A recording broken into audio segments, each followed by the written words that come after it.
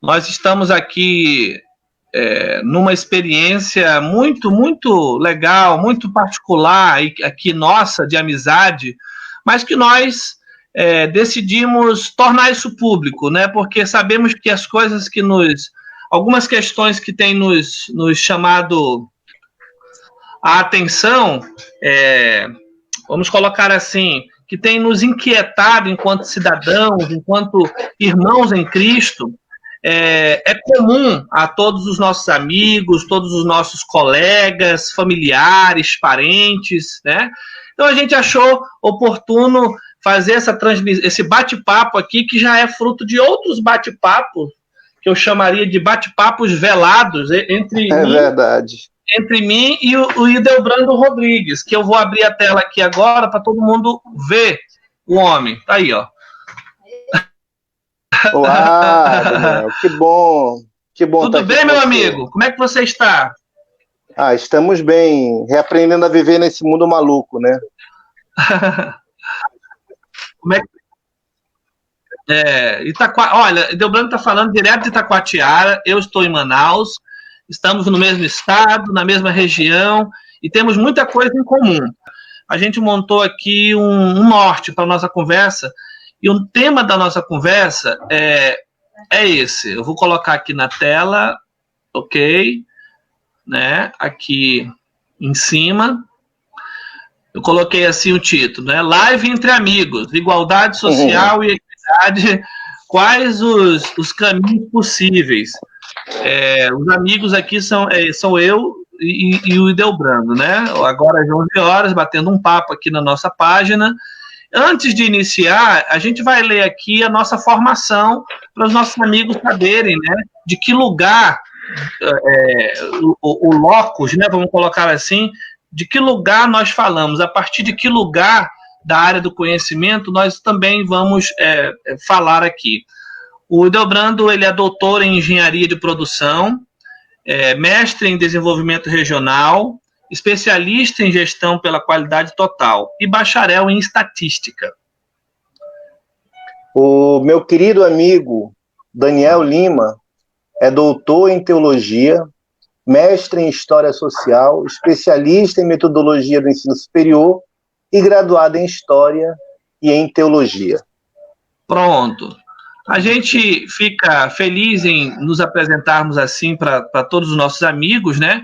Porque mais importante do que a gente apresentar nossa titulação é exatamente falar que os nossos amigos compreendam que nós estamos falando desse lugar, dessa área do conhecimento.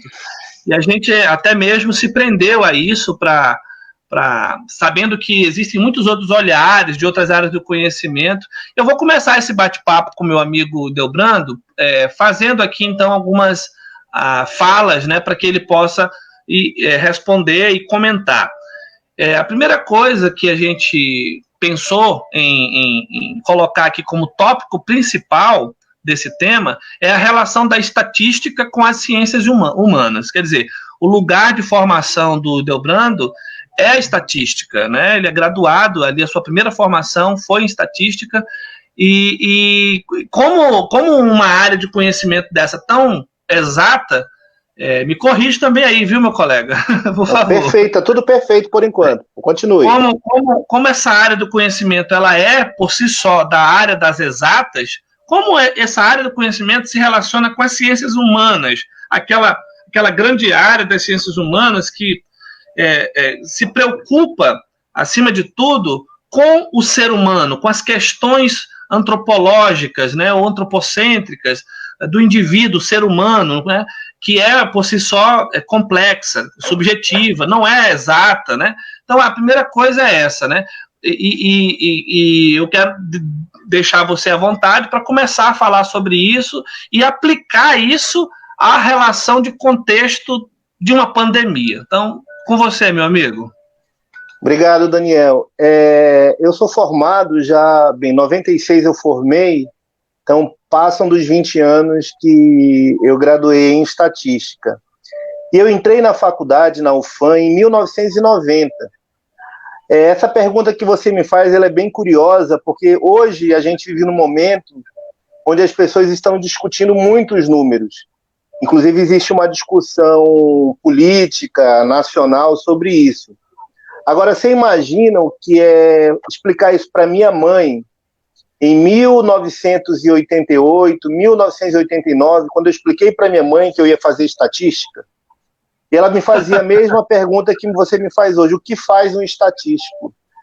Então, é uma pergunta oportuna, é uma pergunta que me foi feita ao longo dos anos e que hoje parece que ela se torna cada vez mais clara para as pessoas. A gente está vivendo um momento único na nossa vida e a gente começa a perceber que um fator social, no caso da área de saúde, que é essa pandemia, o quanto conhecer as características dessa doença, porque o conhecimento ele precisa ser entendido do ponto de vista quantitativo em várias dimensões.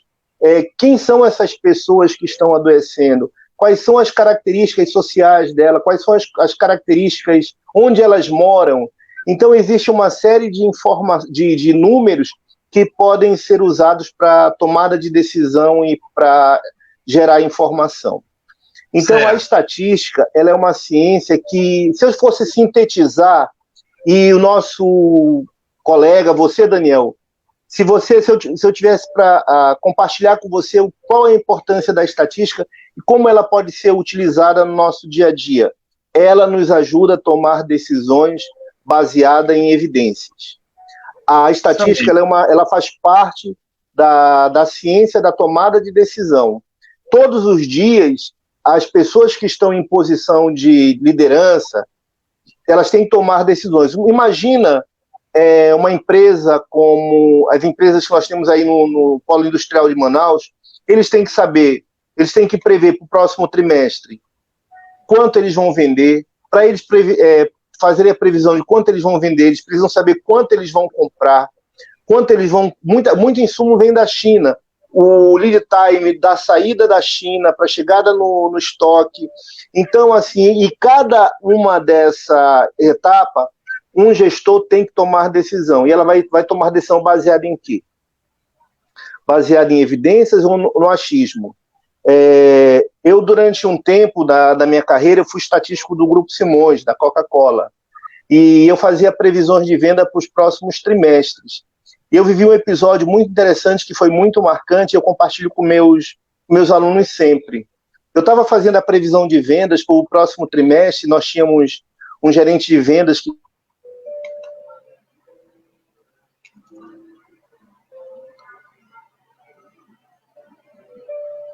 trimestre, ele chegou assim: Delbrando, essa tua previsão de venda aqui, ele dobrou.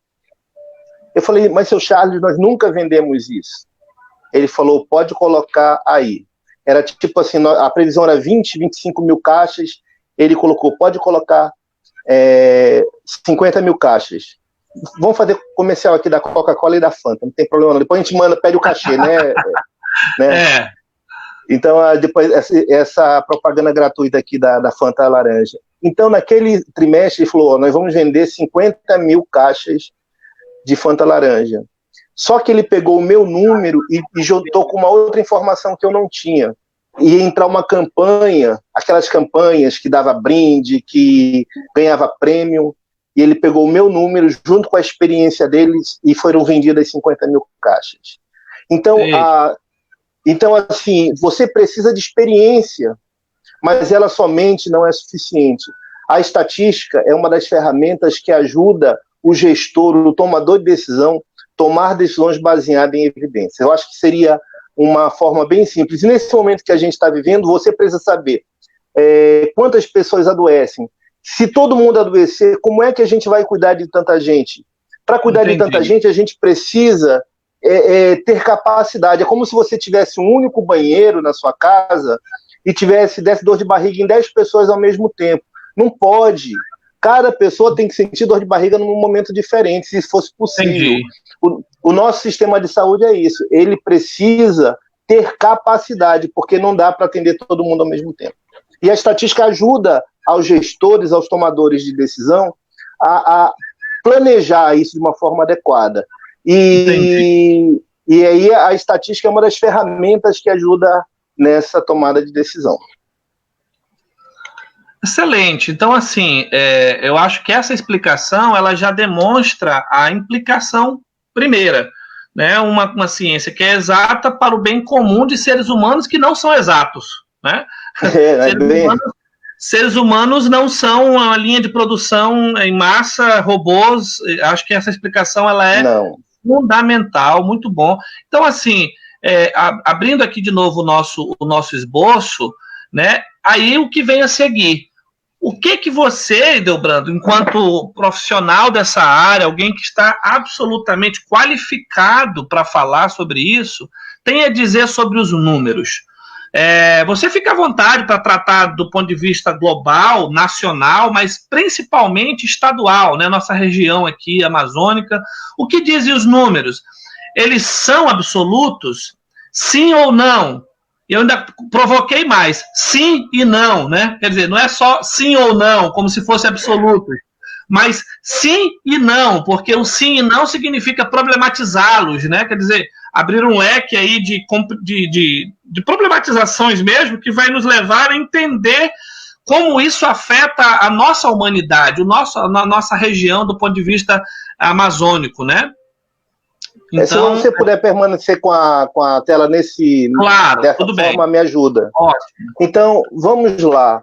A estatística, ela trabalha com fenômenos aleatórios. Se o fenômeno é determinístico, se você sabe exatamente o que vai acontecer, ela não é um objeto de investigação da estatística, ela é mais das ciências determinísticas, em algum momento a física, a química e a matemática. A estatística, ela trabalha com fenômenos aleatórios. E a aleatoriedade, ela já traz em si as incertezas. E o que um estatístico tenta é mensurar essas incertezas.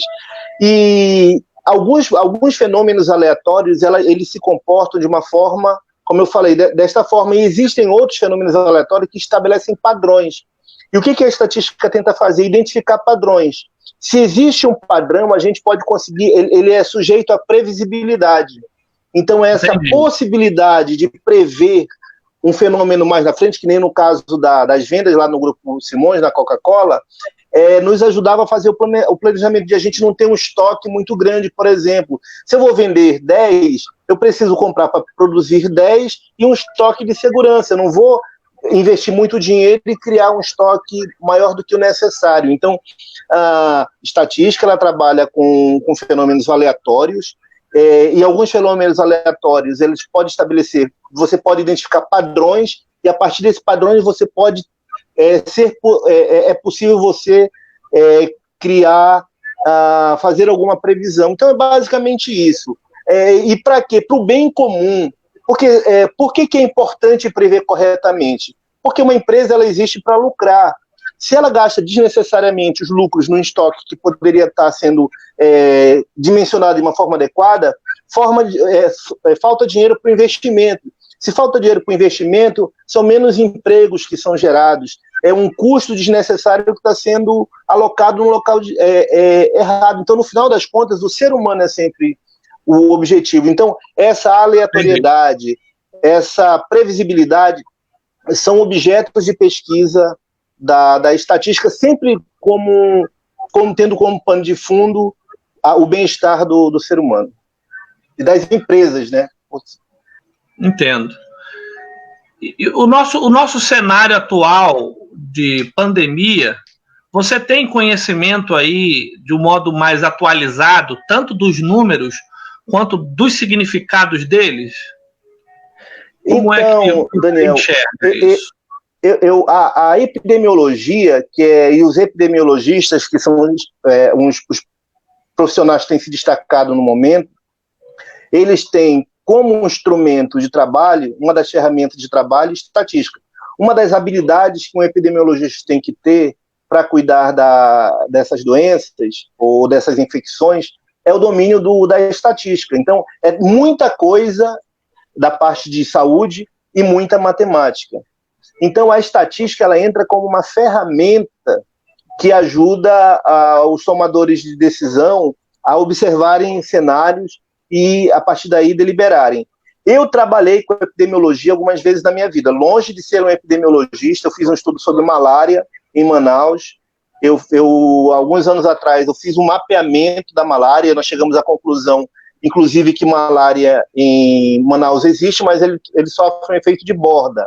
O problema naquele momento, 2010, 2011, a malária ela é um problema que existe em Manaus, mas nos bairros que estão avançando no entorno de Manaus, que são aquelas novos bairros que são frutos de derrubadas da mata, e ali o mosquito está mais atuante e você tinha mais... Então, eu já tinha trabalhado alguma coisa do ponto de vista quantitativo, por milhares de habitantes, nessa doença especialmente.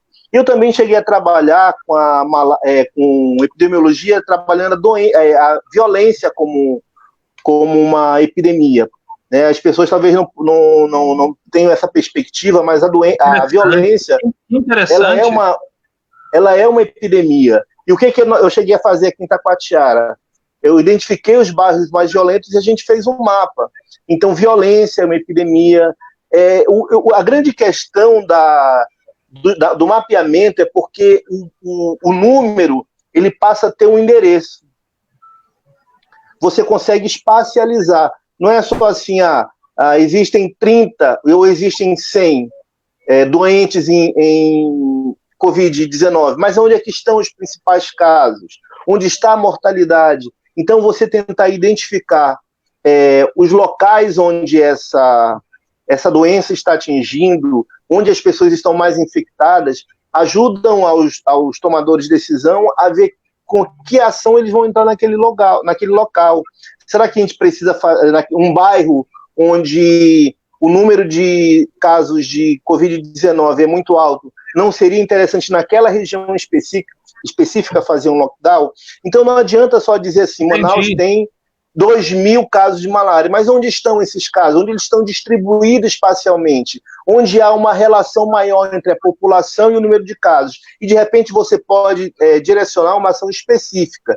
Então os números são importantes. E existe uma discussão no momento sobre isso. Os números são verdadeiros, os números são falsos. Tirando do campo ideológico, eles precisam ser os mais honestos possíveis. A estatística ela não é presunçosa. A gente não tem a presunção de acertar 100%. A gente quer errar o mínimo possível. Então, quanto mais esses números representarem a realidade, a tomada de decisão vai ser mais assertiva. Agora, vamos lá. Eu vou entrar num campo perigoso aqui, mas eu vou usar, Daniel. Do ponto de vista de planejamento, para nós, para o tomador de gestão, ter 35 ou 36 mil mortos, ter 40 ou ter 42, esse erro de 1, ele não faz muita diferença do ponto de vista de ação, mas ele tem um impacto do ponto de vista político. Dizer que morreram 30 mil e não 40, do ponto de vista de planejamento, não vai fazer muita diferença. Mas faz diferença para o governo dizer que ao invés de morrerem 30, morreram 40. Então, qual é a verdadeira discussão? Acompanhar os números é importante para você ver a expansão, mas do ponto de vista de ação, eu lembro muito no doutorado, quando eu trabalhei com planejamento educacional, eu era muito precioso no número exato. Eu queria saber exatamente quantos alunos tinham na escola e tal. Aí eu lembro do meu orientador dizendo assim, Delbrando, qual a diferença disso aí? Entendeu? Qual a diferença de ser 50 mil ou 55 mil? Do ponto de vista de planejamento macro, não vai fazer diferença. Então, assim, a discussão é a importância de saber exatamente o número. Ele é político ou ele é de planejamento? Nós estamos tendo a sensibilidade de não levarmos os nossos mortos, de não contarmos os nossos mortos e eles existirem quantitativamente. Então, existe uma discussão política aí, mas do ponto de vista de planejamento, 40 mil, 41 mil, 39 mil, não vai fazer diferença. As ações vão ser mais ou menos as mesmas. É duro, parece insensível falar dessa forma, porque cada vida tem um valor inestimável. Minha mãe acabou de sair aí em Manaus, graças a Deus teve alta da UTI. ela sofreu da Covid-19, meu padrasto ficou internado, todos superaram. Então, se um desses números fosse a minha mãe ou fosse meu padrasto, ele não seria um número a mais. Mas do ponto de vista de planejamento, não faz muita diferença esses números absolutos. Deixa eu colocar mais lenha aí nessa discussão. Não é bem uma discussão, é uma exposição que você fez muito necessária, porque a gente sabe que as nossas ações... Está descarregando. Aqui o celular está descarregando, eu fui pegar aqui Daqui a pouquinho eu vou colocar aqui, eu vou colocar aqui algumas falas dos nossos amigos que estão entrando aqui, para que eles possam realmente aqui ter, de repente até fazer alguma pergunta.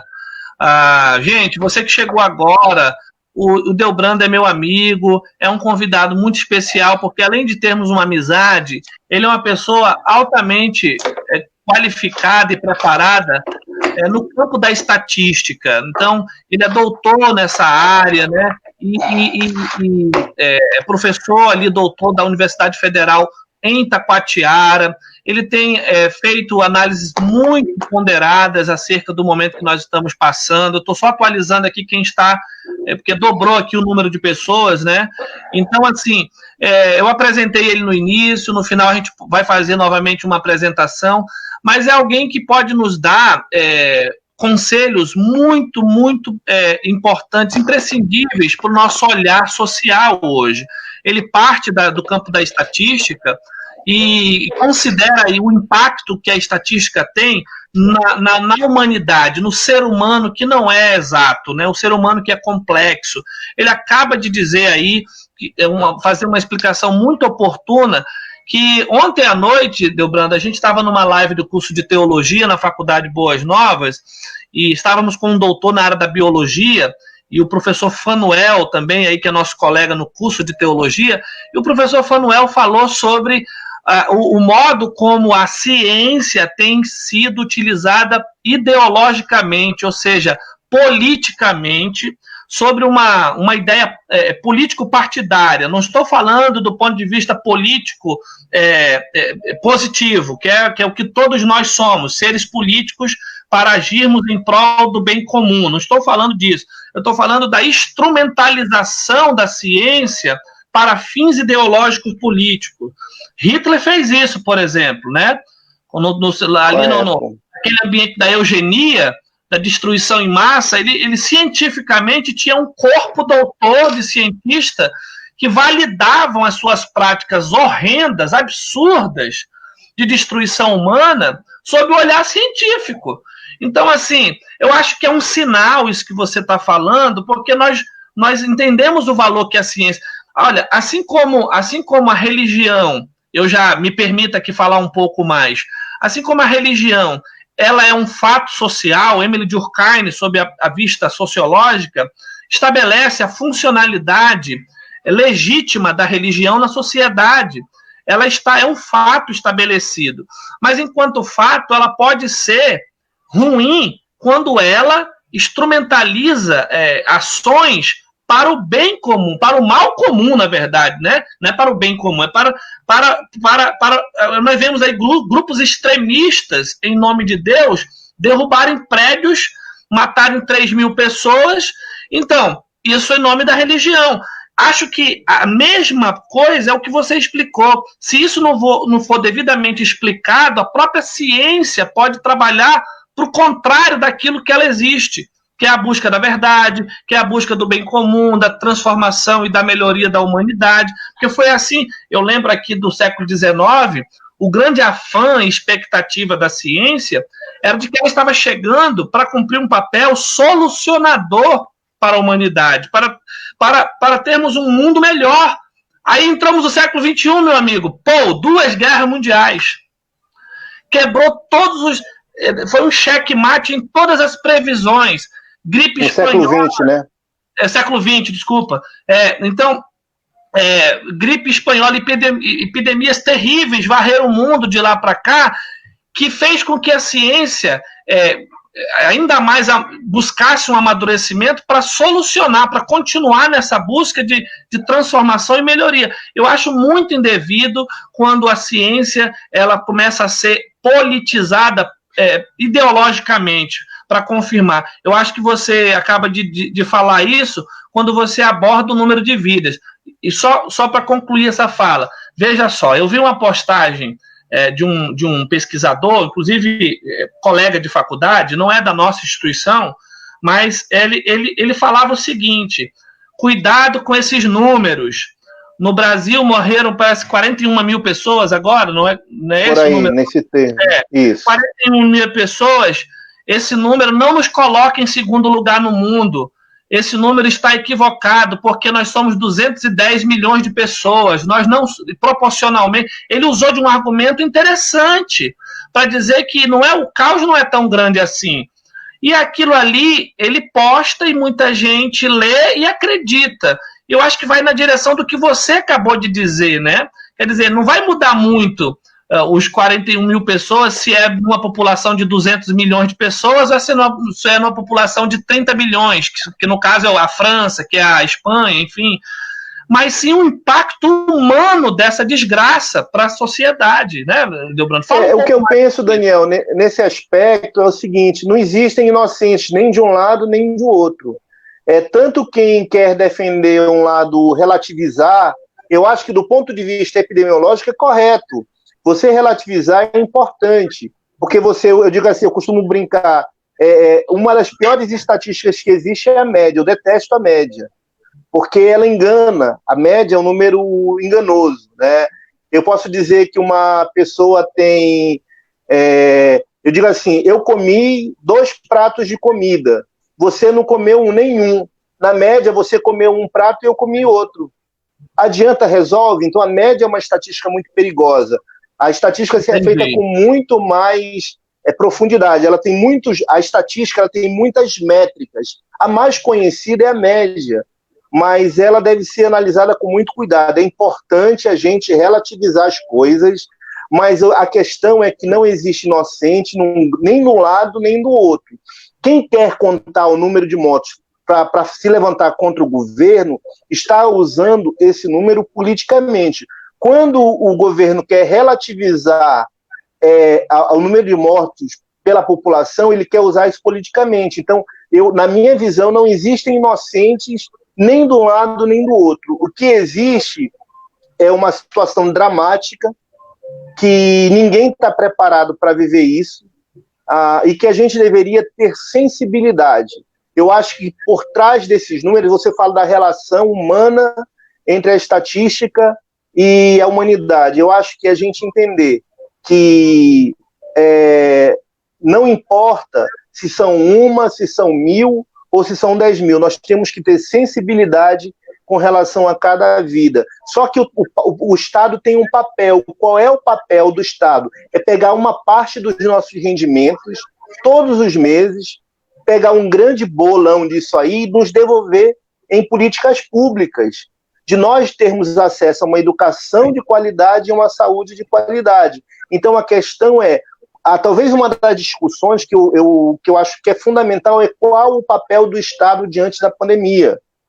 Eu acho que o papel do Estado é dele ser um moderador, um articulador, um resolvedor de problemas a partir do cenário que se encontra. O cenário é desafiador. Existem pessoas morrendo. E se você quiser relativizar, você pode relativizar com relação à China também, que é o maior país do mundo e que morreu menos gente do que aqui. Entendi. Então, assim, essa discussão, só que se você vai nessa direção, você politiza. E politiza do ponto de vista político-partidário, que não é o objetivo. Eu só queria, só para fechar esse raciocínio, dizer o seguinte: o método de contagem que é usado no Brasil para contar os nossos mortos é o mesmo método que é usado em qualquer lugar do mundo. Então, para que haja um efeito de comparabilidade, para que a pessoa possa relativizar, inclusive o que está acontecendo no Brasil com o que está acontecendo no resto do mundo, a gente tem que ter a mesma régua. A gente não pode criar um método próprio por conveniência, porque é mais legal. ou porque vai mascarar, ou vai superar. Não, eu não tiro, Daniel, a possibilidade de as pessoas quererem inflacionar esse número. Por mais horrendo que isso possa ser, pode ter um viés econômico por trás dos governantes querendo trazer mais dinheiro. Existe algo per capita na hora de devolver esse recurso. Pode ser, se existir, isso é medonho, tem que ser repudiado. Lamentavelmente. Sabe, tem que ser. Nós temos que mostrar a nossa indignação com possíveis gestores que possam estar usando isso politicamente, tanto de um lado quanto do outro. As pessoas estão se aproveitando da desgraça alheia para poder fazer política. Então isso deve ser repudiado. Mas o que a gente ouve dos especialistas é que todo número em pandemia ele é subnotificado. Provavelmente existem muitas pessoas morrendo nos seus lares que preferem segurar o seu ente querido em casa porque sabe que vai passar pela dor de não vê-lo mais, de não poder velá-lo. Então eles preferem, de repente, segurar essa pessoa em casa que sabe que não vai encontrar também. Então existe uma multiplicidade de situações que é impossível nós conseguirmos arranjar uma caixinha para cada uma delas. Então eu não entro, nós começamos a ver aí pipocar crimes de responsabilidade do uso mal do dinheiro. Ok. Agora, se estiverem inflacionando, eu acho que não é o número de mortos esse o nosso problema. Eu acho que essa não é a questão. Olha só, isso que você explica, a implicação disso, ela nos leva a de repente, imaginar um quadro de incerteza, onde nós não vamos ter as informações corretas, lamentavelmente, né? Porque se isso acontece dos dois lados, de gente que está utilizando a crise para aumentar, não é que o governo não possa ser criticado, todos os governos, nenhum governo está fora da crítica, acima da crítica, é papel cidadão de todo cidadão exercer a sua cidadania, acompanhando os nossos governantes, elogiando, criticando, isso é básico, elementar. Sociedade que é acrítica em relação ao seu governante, ela é uma sociedade retrógrada, ela está caminhando para trás. Nós não estamos falando disso. Mas se de um lado existem pessoas que estão exagerando, quer dizer, usando a crise para levedar ainda mais a sua crítica, que é o que você falou, pode estar fazendo de meios escusos para partidariamente corroborar a sua opinião política. Do outro lado, nós temos um governante, ou os governantes, que aí de maneira geral, na esfera federal ou estadual, que podem também estar fechando as informações para que elas não possam ser todas veiculadas para se proteger politicamente. Então, no meio está a população. E ainda tem uma outra instituição, que é a imprensa, que está no meio disso tudo. Eu quero mandar um abraço para o meu cunhado, Luiz Tomás, acho que você conheceu, Edelbrando. Uma pessoa adorável. O Luiz Tomás, ele é enfermeiro, né? Ele inclusive, agora está na linha de frente pelo Corpo de Bombeiros. Um grande abraço para ele. Pelo Corpo de Bombeiro, inclusive. E ontem eu falava com ele sobre a possibilidade de ele também ter um momento como esse de fala, porque ele está no lugar da coisa, da crise. No front, né? No front, ele tem uma perspectiva a falar. E uma vez ele comentou algo assim, sobre a imprensa, né? Se você não assiste os jornais, você é desinformado. Se você assiste, você é mal informado. Então, só para fechar. Se esse cenário que você retratou, ele está em voga, essa disputa por narrativas sobre a verdade, faz com que a população fique, e agora?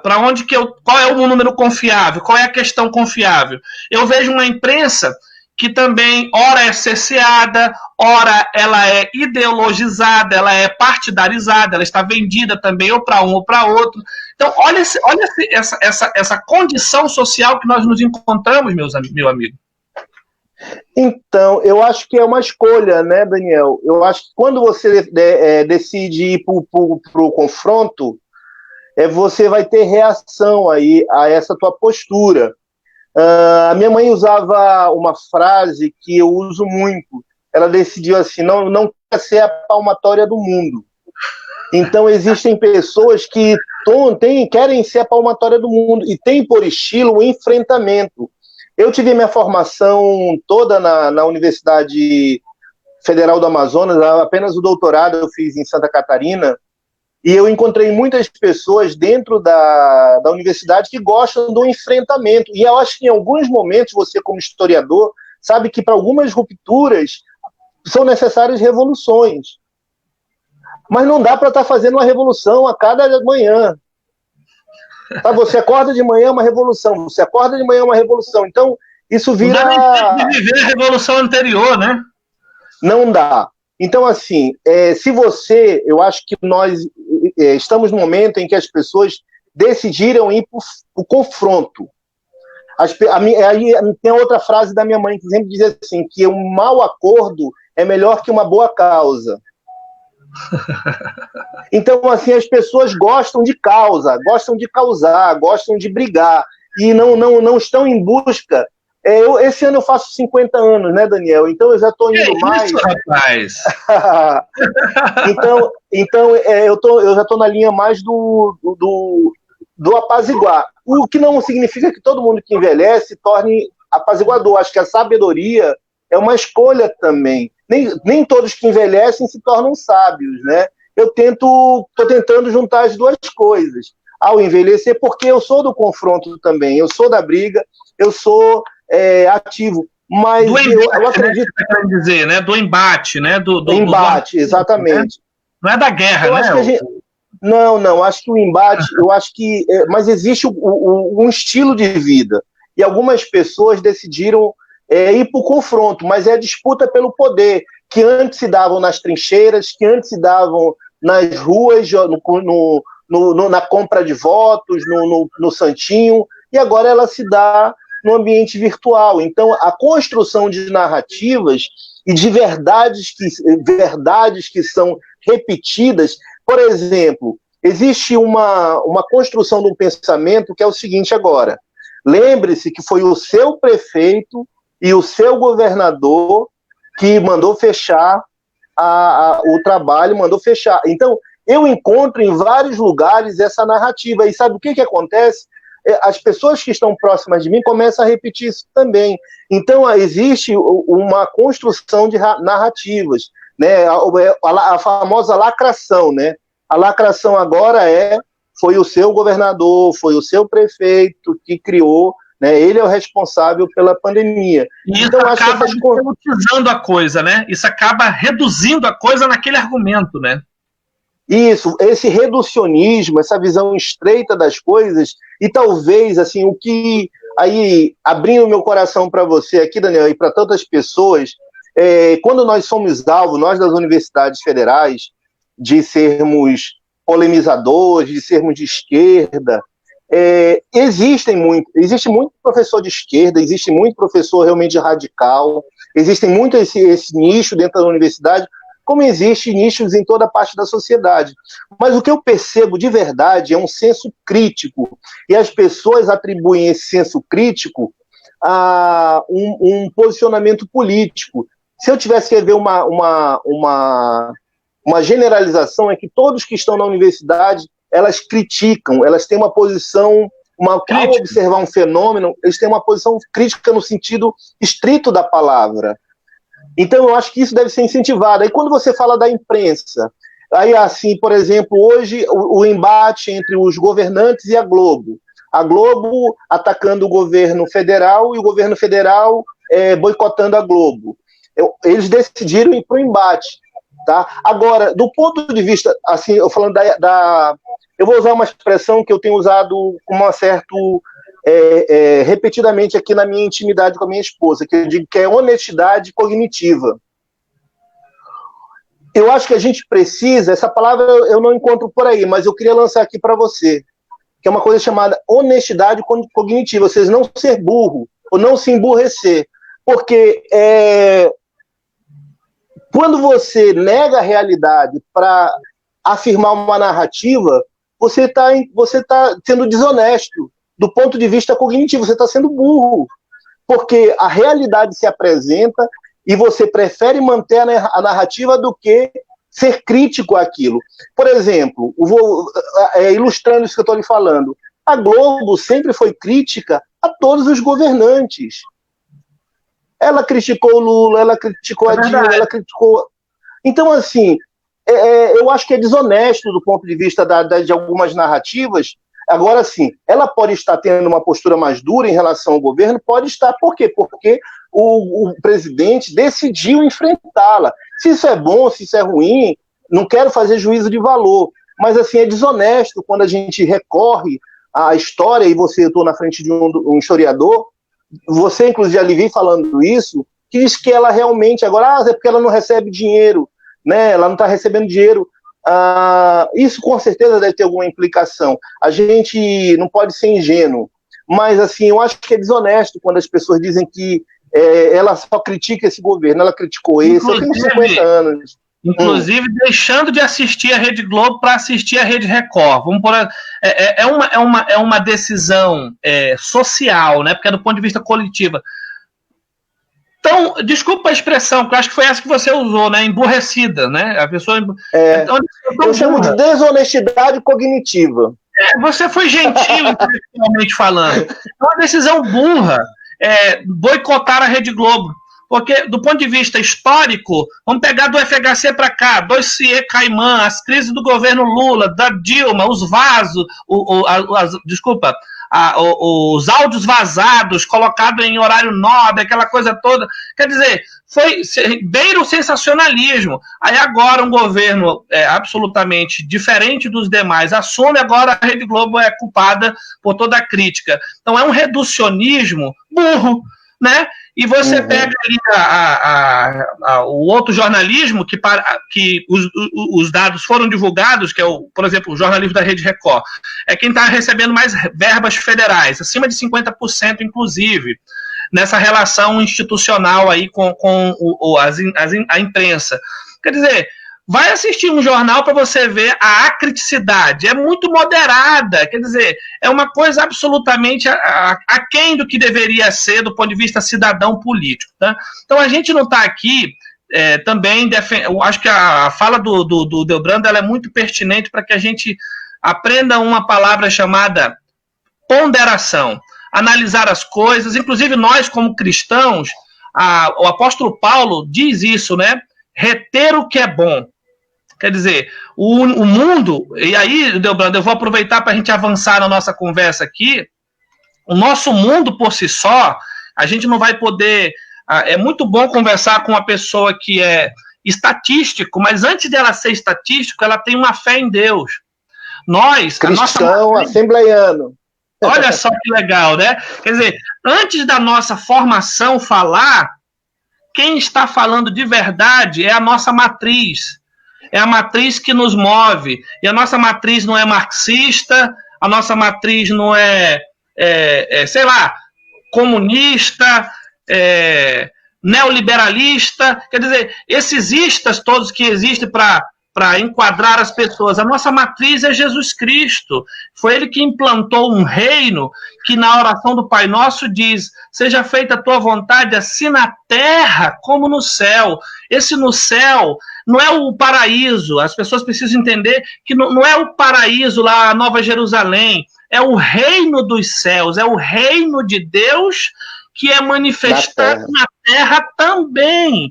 Então, quando nós estamos lutando por, olha esse tema, igualdade social, equidade, nós estamos clamando e trabalhando para que, de algum modo, as centelhas dessas palavras sejam experimentadas nesse mundo caído, esse mundo tenebroso, esse mundo carregado de desigualdade, carregado de injustiça e corrupção, mas que nele estão homens e mulheres que foram afetados por um projeto de vida, um projeto de reino, de governo, incomensuravelmente maior do que qualquer bom projeto terreno.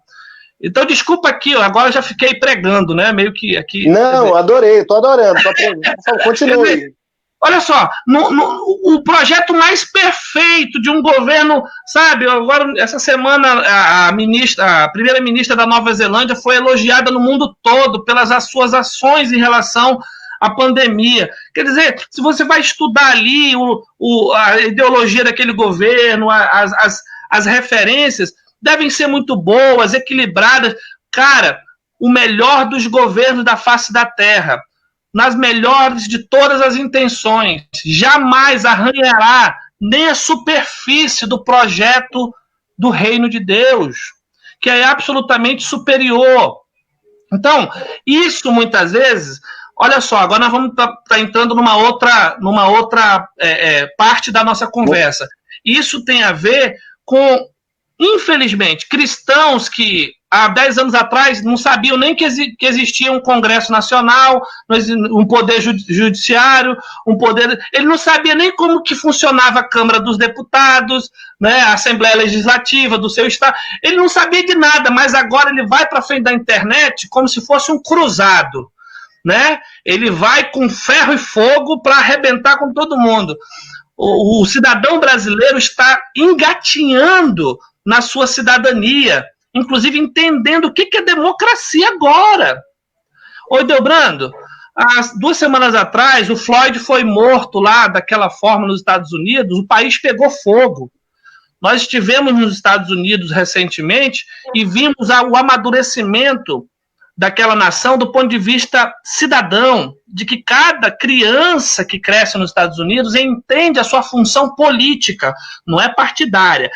Ela vem por conseguinte, mas ela é antes. Você vê democratas e republicanos lutando por causas comuns. Quando é que você vai ver a esquerda no Brasil e a direita no Brasil se unindo por um projeto comum?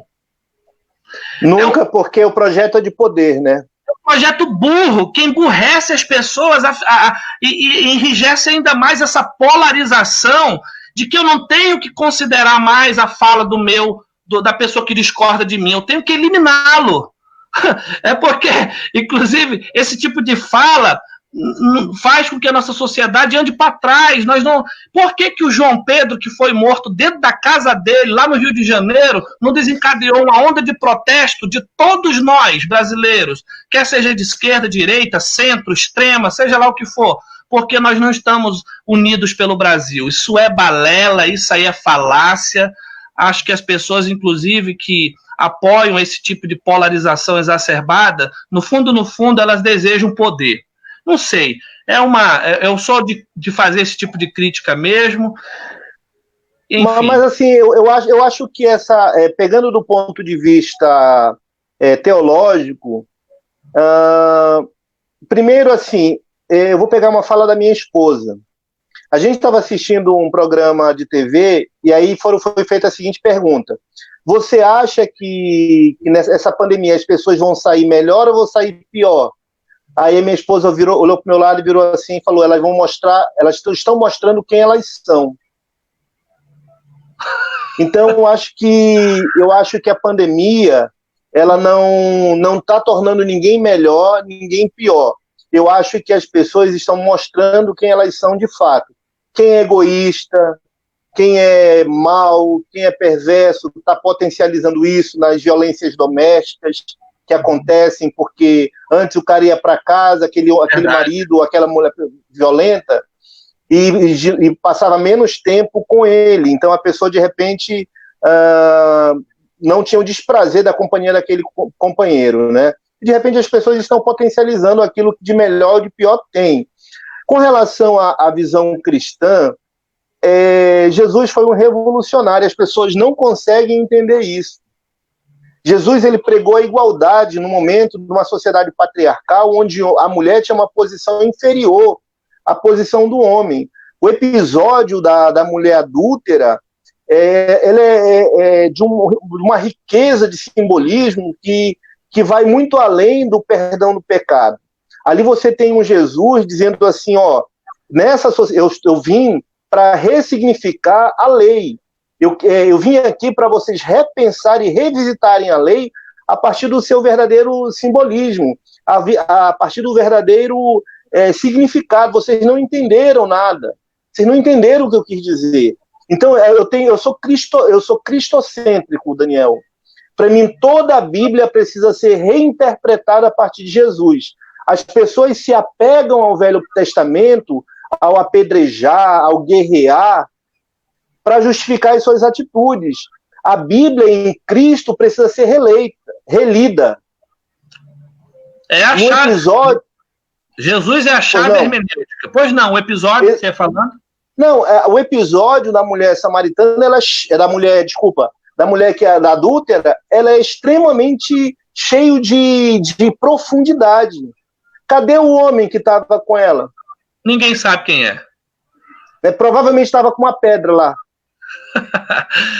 É verdade, meu amigo. Agora você provocou algo... Quer dizer, e tem gente dentro da igreja que acha que não existe machismo.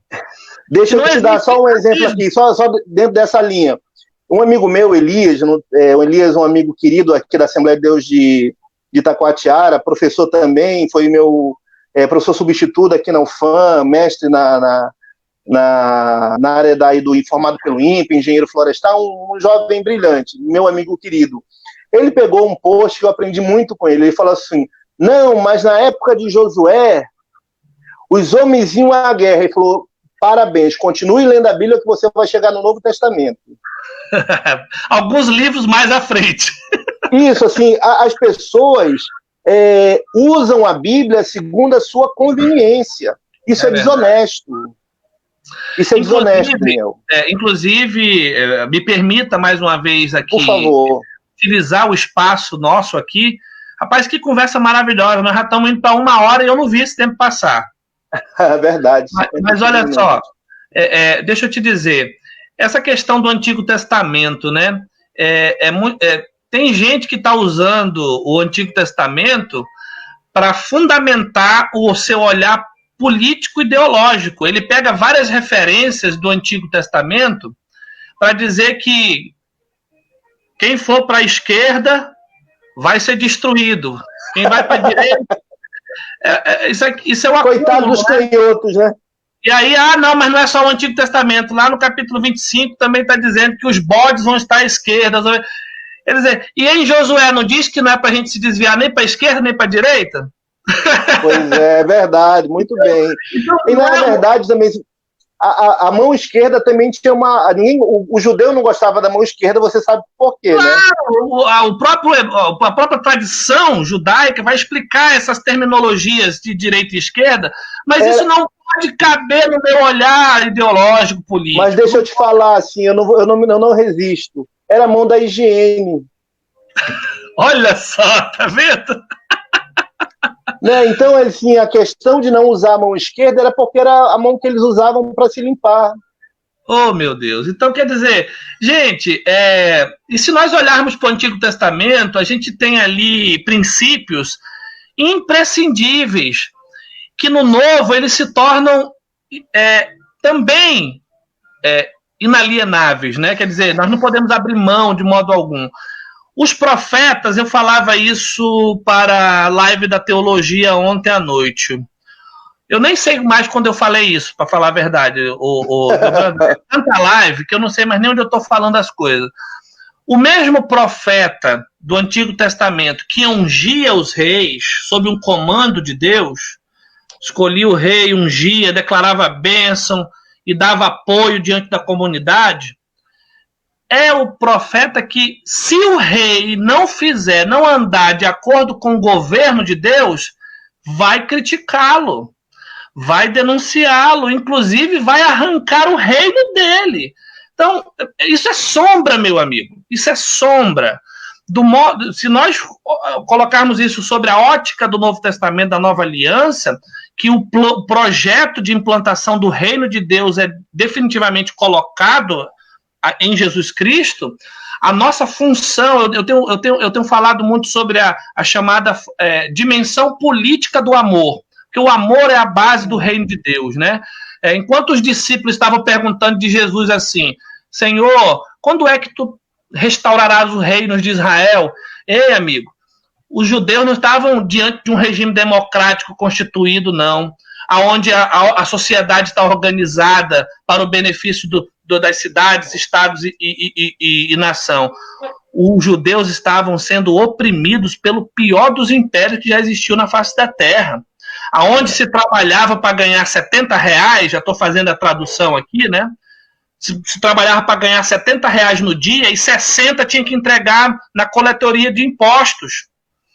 Então era gente oprimida, desgraçada, ferida na alma, ferida no coração. Você sabe que o termo pobres de espírito, bem-aventurados que são pobres de espírito, não está falando de gente humilde, está falando de gente machucada. Originalmente no grego significa gente machucada no coração, na alma, gente destruída. Principalmente porque tem uma questão aí importante, se me permite interromper, que era o brio judeu.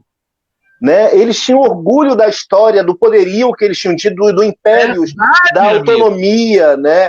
Eles constroem, eles vêm ali de um povo nômade a um povo escravizado, a uma teocracia, a uma monarquia, ao império pujante, subjugados pelo Reino do Norte, pelo Assírio, e de repente novamente subjugados. Então, eles tinham uma autoestima. Eles tinham uma história de conquista, uma história de um povo que começou pequeno, como nômade, se torna um grande império em Salomão, tem seus declínios e talvez o pior momento em Roma. Então, eles tinham uma história, eles estavam distantes da história exuberante, né, que eles tinham um passado brilhante e estavam vendo como escravos.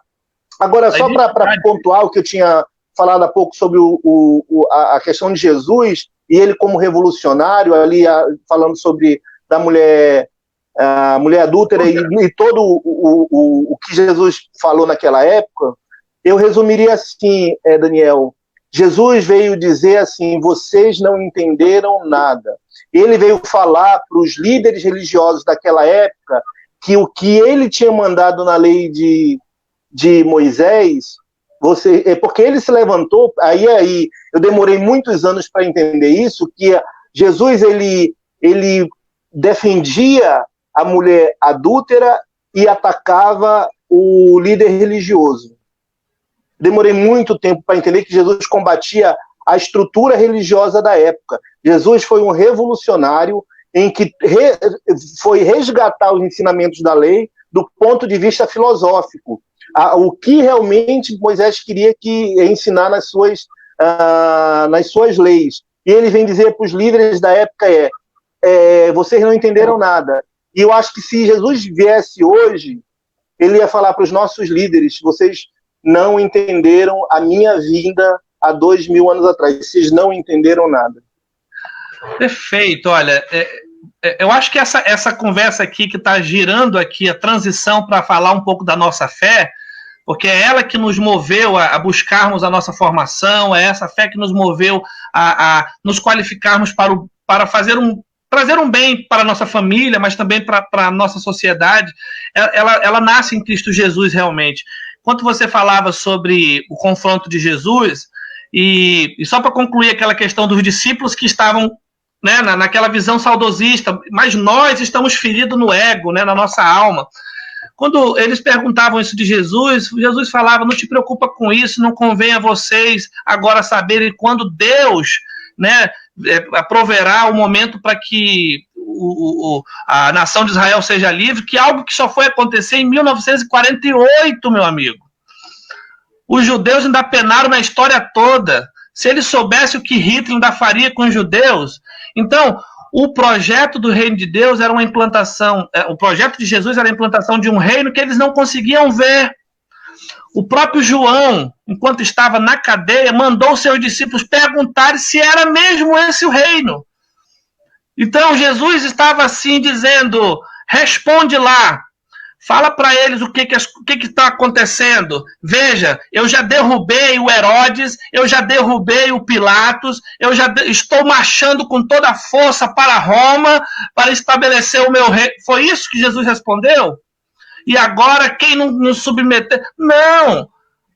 O reino de Deus estava sendo implantado com obras de justiça e amor. O reino de Deus estava sendo... Jesus, nesse sentido da importância que ele dá com relação àqueles que sofrem, e ele vai nessa direção, né, do povo, ele opta por caminhar com os desgraçados, os desterrados, os subalternos, como você lembrou da prostituta, por uma única questão. Nós, enquanto agentes desse reino, devemos atuar primeiramente em favor destes. Não é que o rico, não é que os outros, classe média, não tenham a sua devida importância, mas é que a sociedade ela é estabelecida para a injustiça, né? Aí, nesse sentido, a gente dialoga com o marxismo e concorda que a sociedade é uma sociedade de classe, de luta de classe, não tem como a gente correr disso.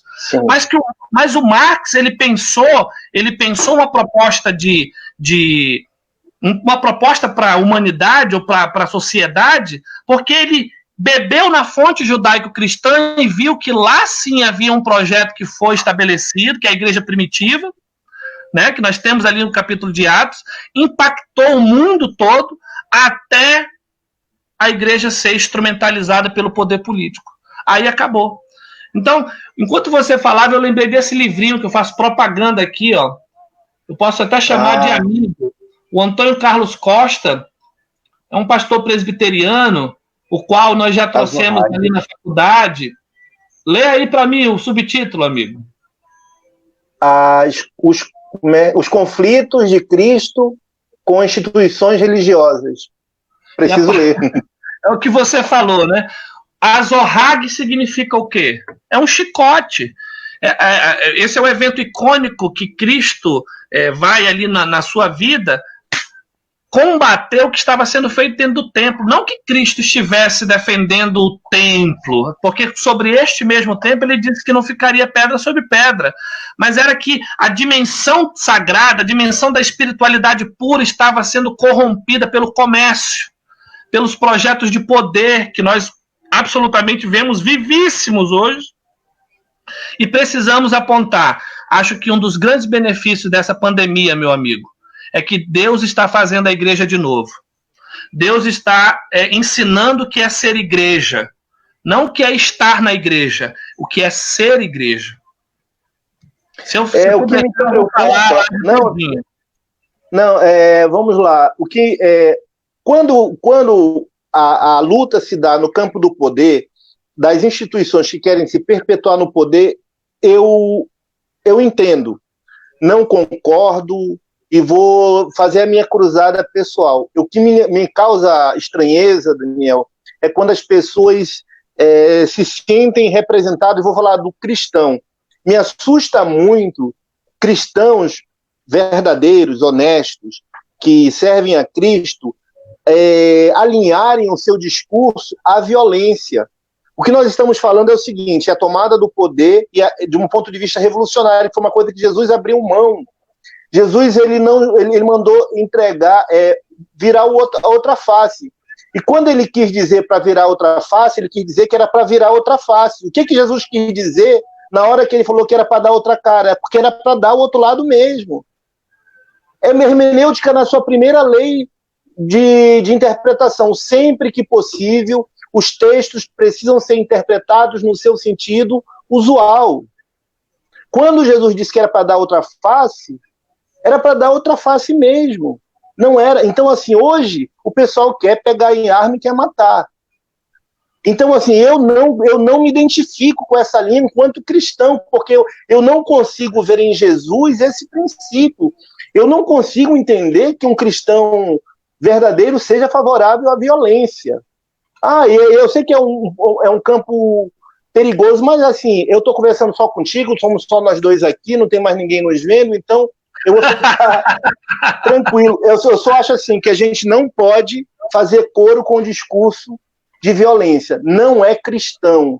Eu, Idelbrando, não consigo ver em Cristo respaldo para essa linha de pensamento. Então, assim, Jesus, ele é paz, ele é o príncipe da paz. Como é que a gente consegue justificar tudo isso, toda essa violência, do ponto de vista respaldado na Bíblia? Realmente eu não consigo entender. Jesus não foi um revolucionário,